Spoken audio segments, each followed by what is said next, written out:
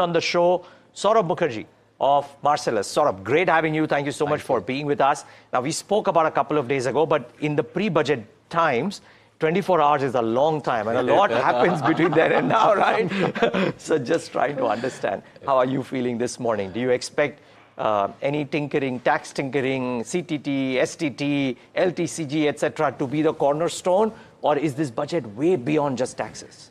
Look, I mean, they'll mange more on tax cuts, right? We need tax cuts, but my hunch is it'll be difficult for the FM to deliver tax cuts, much as I would like to see personal income tax go to zero for people earning less than 15 lakhs, corporate taxes being reduced for the companies with PAT less than a crore.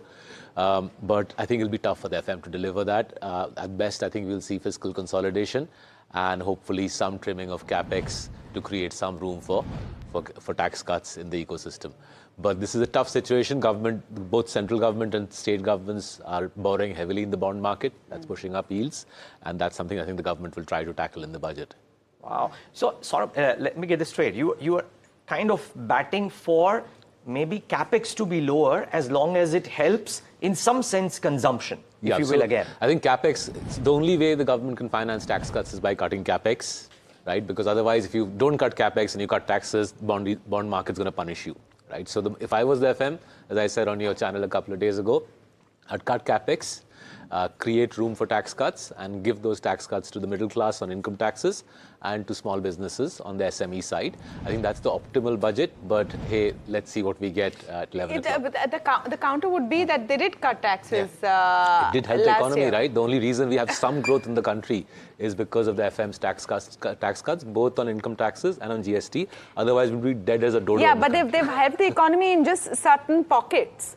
And that extra money was spent in a. It's not a sort of a wide-ranging kind of a net. So is it just to complete that thought? So is it the most efficient way really to spur growth? Absolutely. Because that is the core Because what's question. happening on the capex side, right? The capex numbers are going up each year, but we can't see the push through into the economy. So if you look at completed projects, completed government projects, it's only up 2% YOY. So the capex spending is going up 10 or 11%.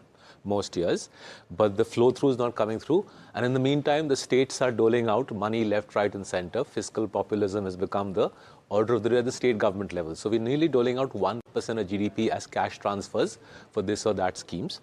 The combined effect of heavy capex, which is we're not seeing the throughput on the economy, and heavy state doleouts is the bond market is saying, we will charge you guys more for borrowing. That's jacking up the cost of capital for everybody, including corporates.